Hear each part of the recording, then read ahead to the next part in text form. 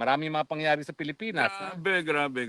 Oo, kinasuhan na po ngayon si Jingo Estrada. Wow. Ito'y matapos na talagang sapilitan nilang kinukuha si Bato para mapakidnap sa dahig, no? Dahig, oo. At hindi ako magtataka kung itong si Escudero na inanunsyo na rin ng ombudsman ay nakaharap na sa preliminary investigation ng kanyang kaso para sa plunder, si Villanueva, at saka siyempre si Bongo na siya ring kikidnapin papunta ng dahig, no? So 13 ang ating mayorya ngayon sa Senado, pero sinusubukan nilang bawasan yung 13. Kung matatanggal yung dalawa, magiging 11. At kung matatanggal yung tatlo pa, magiging 11 less 3 is Less 8. 3 is 8 na lang. 8 na lang. Pero linawin po natin abay, hindi ganun kadali yun. Miski ikulong nila si Jinggoy, nananatili pa rin 24 ang Senado. So para magkaroon ng quorum, kinakailangan pa rin 13. 13. At, Yun ang oo. sabi sa batas eh. At para mapalitan ng Senate President, kinakailangan makakuha pa rin sila ng 13 boto. 13, yeah. So Exactly. talagang alam mo, stalemate sila ngayon. Kaya ang advice ko sa minorya, huy, sabihin nyo nakibangag, tigilan niya yung pag-aaresto ng ilang pang mga senador kasi hindi rin naman magbabago, hindi nyo rin mapapaupo either yung Gatchalian na sunod-sunuran sa Malacanang dahil sa interest ng tatay niya o kaya itong sino ba ito? Si Tisoy. Si Tisoy ng Bukidnon na parang hindi taga Mindanao na hindi ko maintindihan. Tinatakwil tuloy ng kanyang mga kababayan dyan sa Bukidnon. No? Dapat lang naman dahil mantakin mo. Siya'y taga Mindanao, magtataksil sa mga Duterte. Hindi ko maintindihan. And yet, nung panahon naman ng eleksyon, talaga naman kinampanya rin siya ni VP Sara. No? Not once, but twice. Twice na ata siya nakampanya ni VP Sara. No? Hindi mo maintindihan. No? Akala mo, ikaw taga Mindanao ka, how do you feel na itong si Zubiri nasa minorya ngayon? So, sa tingin namin taga Mindanao, hudas gyud ka. Hudas gyud ka. Wa gyud ka mulaban sa taga Mindanao. We are not proud of you. Nung una, tinulungan ka ni Tatay Digong. Nung pumunta si Tatay Digong sa Bukidnon, no? Pauna-una ka pa, nag-advance party ka pa. Kay Inday, ginagawa rin para sa iyo. Ngayon, nang ginipit na ang mga Dutertes, wala kang utang na loob. Tangina mo. Yung nga. Yan, naggaling sa kapwa Mindanaoan. Ako hindi naman ako taga Mindanao. Kaya ako naman, sinusuko ako siya ever since. No? Dahil, alam mo, puro, ang yabang-yabang lang. Hindi ko maintindihan. Sa totoo lang yan, yung mga Win Gatchalian, mga Zubiri, kung wala naman yung mga tatay nila na mga cronies talaga ng Marcos regime, wala naman yung mga yan eh. Wala naman sariling sikap yan. Bakit? Yan si Mig Zubiri, meron ba sariling sikap yan? Wala. Dahil sa tatay niya yan, no, na talaga namang, ano yun, in fairness, planter talaga yan, hasyendero, na talagang crony rin ng Marcos Sr. No? Kaya naman, loyal pa rin sila sa Marcos Jr. Pero alam niyo po, ang plano talaga nila, kinakailangan makuha ang Senado. Dahil unang-una dun sa impeachment.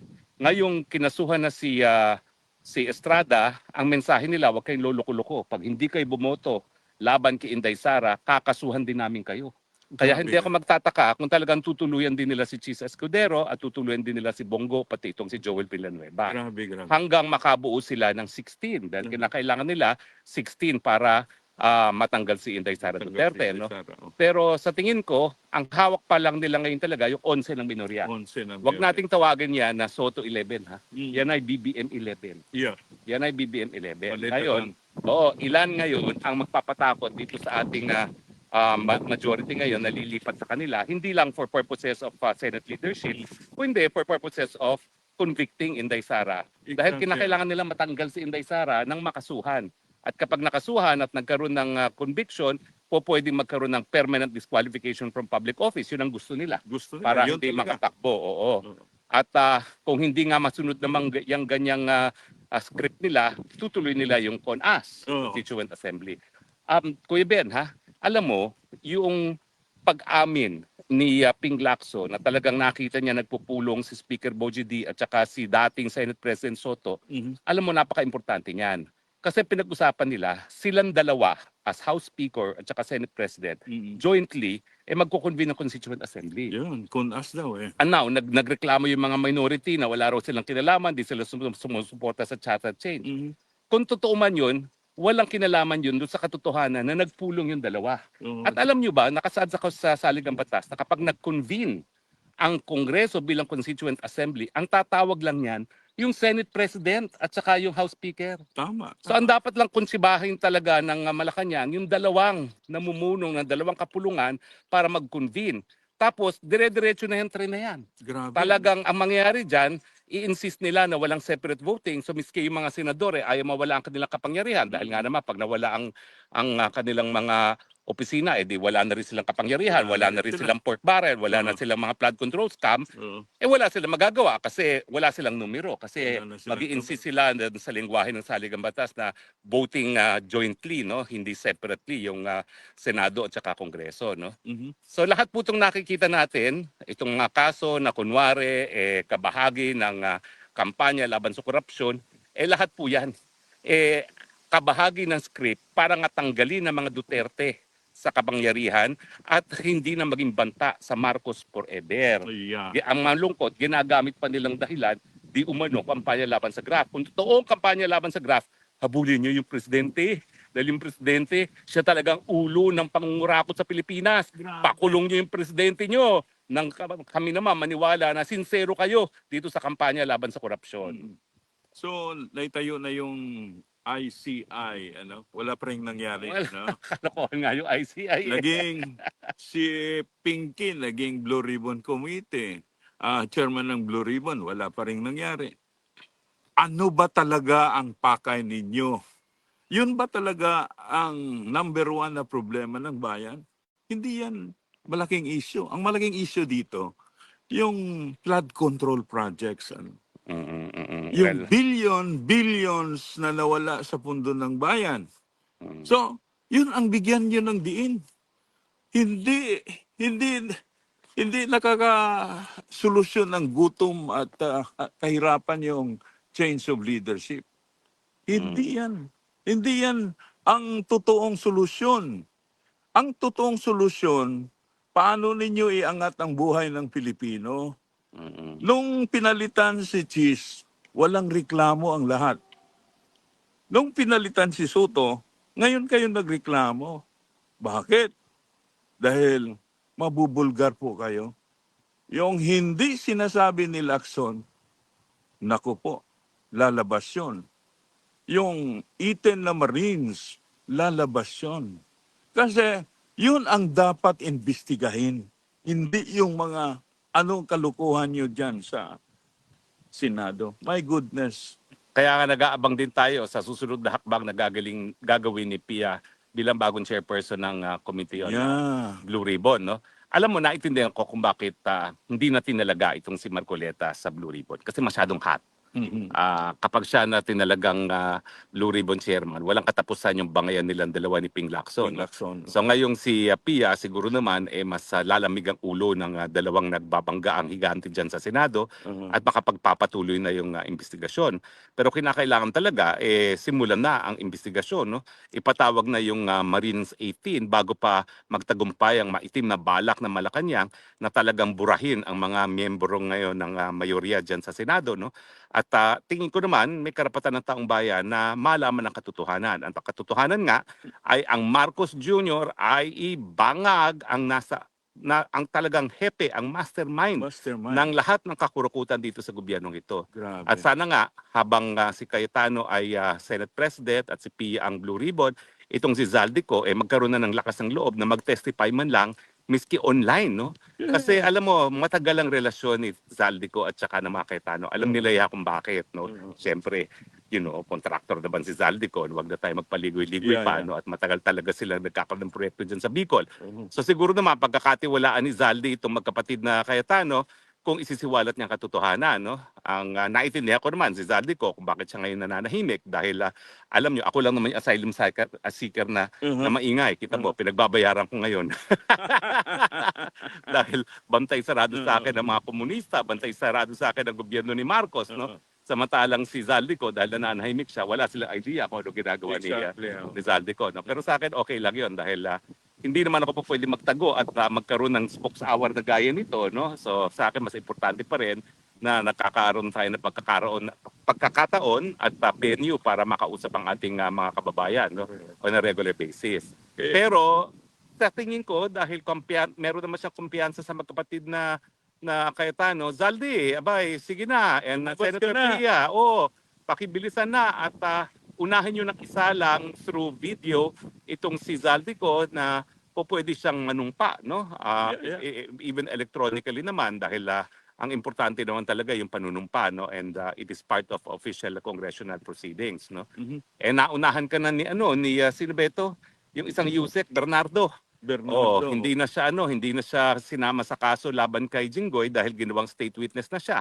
Kaya kinakailangan wag kang papatay-patay, Zaldi, no? Dahil pag ikay papatay-patay, baka ang makuha nilang state witness si Martin Romualdez, Tambaluslo, sige ka. Pagpipilian lang kayong dalawa, pag ikay hindi pa tulungan ngayon sa mga Cayetano diyan sa Senado, baka mawalan ka ng pagkakataon, di ba? Yan nga, grabe. So, ito namang pag-usapan natin spokes about yung nangyari kay Bato, ano? So, yung mga pronouncement ng Supreme Court justices ay magkaiba, no? So, let's be clear with the Republic Act 9851. Ano ba yan? Kasi yung yung tao na katulad ko na kasama sa masa, hindi naintindihan yung Republic Act 9851. Well, alam niyo po yung Philippine IHET Law, isa ako kasama si namatay na ngayon Justice sa Lucrecia, ano nga bang apelyido, Luciano, no? Na nagsulong yan sa Kongreso. At ang sabi namin, noong mga panahon na yon, ayaw kasi maging miyembro ni GMA sa ICC. Kung hindi tayo maging miyembro ng ICC, at least magkaroon tayo ng kaparehong mga krimen na pwedeng litisin ng lokal na hukuman. So yung batas na yan, dahil yan po ay batas na binuo ng Kongreso, yan po ay para bigyan ng jurisdiction ang mga korte ng Pilipinas na litisin din ang mga krimen na pwedeng litisin ng ICC. Pero yan po, dahil yan po ay lokal na batas, ay nagbibigay ng jurisdiction lamang sa mga lokal na hukuman, mga Pilipinong hukuman, na ang kanyang mga warrants, gaya ng warrant of arrest, ay patutupad sa pamamagitan ng lokal na pulis. Hindi po yan para bigyan ng kahit anong bisa ang mga dayuhang mga warrant of arrest. Wala pong ganyang nakasad dyan. Kinakailangan yung isisilbing warrant of arrest galing po sa lokal na hukuman, lokal na Pilipinong hukuman at hindi dayuhan. Kaya hindi ko maintindihan bakit nagiging issue yan. No? Kaya nga Philippine IHL law yan. Kung yan ay ICC law, baka yan ay dahilan para ang Pilipinas ay pumapayag na talagang sisilbi dito sa Pilipinas na parang mandamiento de arresto na inisyu ng lokal na hukuman ng mga warrants ng ICC. Wala pong ganun. Talagang mga lokal na hukuman lang ang pwedeng mag-issue ng warrant of arrest, ang ayon din sa mga krimen na pinapatawan ng parusa sa ilalim po ng Philippine IHL law. Grabe. Saludo sila sa ICC, ano? Grabe panlilin lang nila, no? Grabe. Hindi nila binigyan ng power ang ating Constitution, the Philippine Constitution, which says yung the primacy of the Philippine Constitution, yun po ang nagbigay ng buhay sa atin sa Pilipinas. Yun po ang nag-protect sa atin sa Pilipinas. Pero pag binigay na tayo sa foreign court, ano na ba ang silbi ng tinatawag nating sovereignty and independent state? Ano na ba yan? Parang inapakan na yata tayo. So, ibig sabihin, pag ang ICC na, surrender na tayo. Wala na tayong karapatan sa ating mamayang Pilipino. Dahil ICC na ang nag-rule sa atin. I don't know how to say it, no? Pero this is very disappointing. And, naku po. Well, masakit talaga sa atin kasi yung mga ninuno natin, inalay literally ang buhay nila. Alam mo sa aking pamilya, sa parte ng aking lola, sa aking ina, ubos ang kalalakihan. Lahat sila namatay nung pangalawang pandaigdigan digmaan.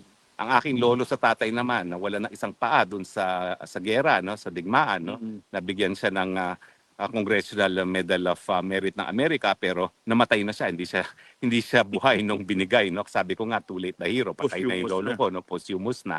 Pero ang punto talaga, yung mga ninuno natin, talaga sinugal ang buhay nila para magkaroon tayo ng kalayaan.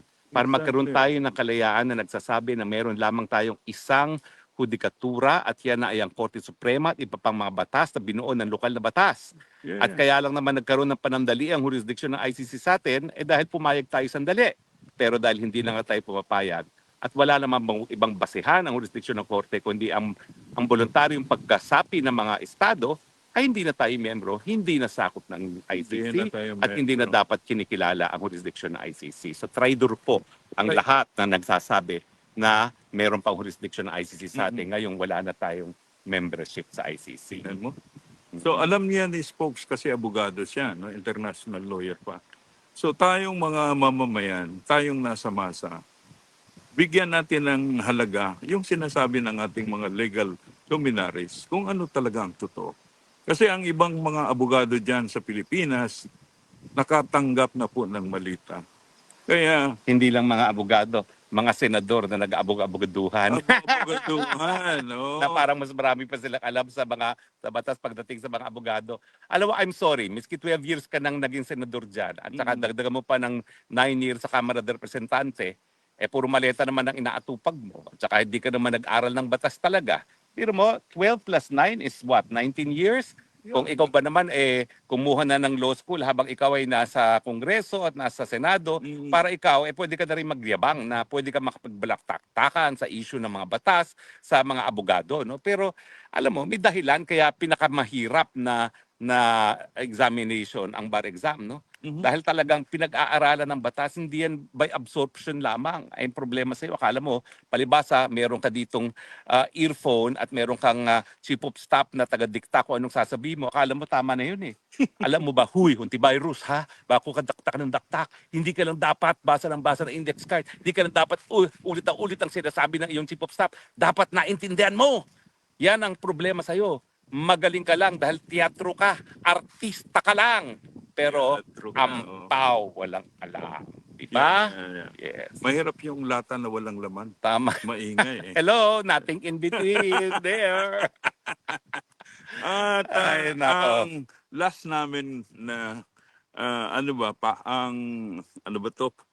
Yung subject namin is yung tinatayo ngayon ang Truth Commission ni Cardinal David. Ako po, akala ko, inaasahan ko yung Truth Commission is about flood control. Yung palang Truth Commission ay sa EJK, ano, ang sentro niya. Well, oo nga eh. Hindi pa alam bakit pa eh. Oo. Kasi linilitis na nga si tatay sa ICC tungkol dito eh. Yeah. Ano ba yan? Ine-expect nila na mapapawala ng sala si Tatay Digong sa ICC kaya nagtutruth commission na lang sila. Truth Commission sila. Kasi Truth Commission, kung walang hukuman, Yeah. yan, nandyan naman ang lokal na hukuman, nandyan naman ang ICC, ba't ka lang mag-Truth Commission? Diba? At saka, duda ako, baka may foreign funding to, ano? Bigla na lang sumulpot ang Truth Commission. Kung tutuusin mo, naku po, yung Truth Commission, hindi yan ang solusyon, ano? Kung ang Truth Commission ay centered on yung mga tinatawag nating corruption na nangyari. Kasi billions to trillion na po ang nawala sa bayan.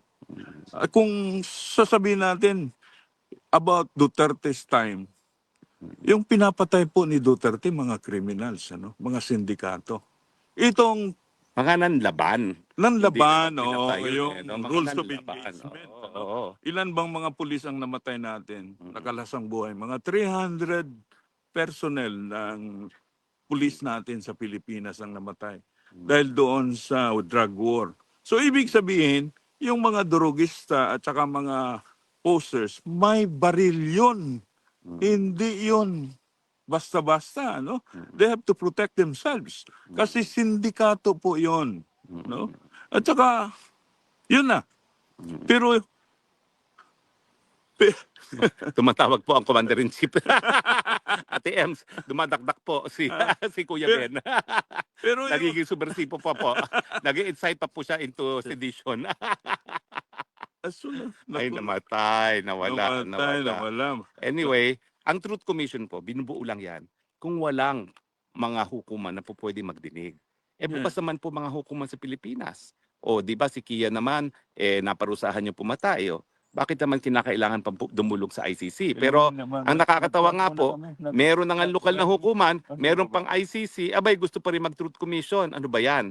Siguro dahil nga kinakailangan talaga labanan nitong si Inday Sara Duterte at kahit anong mangyari, wag manalo. Kaya panibagong venue para batuhin ang putik na naman ng mga Duterte dyan sa Truth Commission na yan. Oo. So, Cardinal, ano bang tawag sa Cardinal? His Excellency, ano? O Malikot ba? Holiness.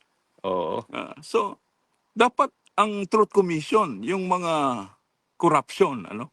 Dahil marami pong dahan-dahan na matay dahil sa kapobrihan nila. Dahil wala na talagang maibili na bigas. Namatay dahil sa sakit, ano? Dahil ang mga hospital ngayon, hindi katulad noon, hanapan ka pa ng down payment. Bibili ka pa ng medisina sa Mercury. Paano na yan ngayon? Yun lang pong mga congressman natin they have enough. Kasi malita-malita po ang pera nila. Pero ang ating mamayang Pilipino, magkonsensya naman kayo, mga obispo.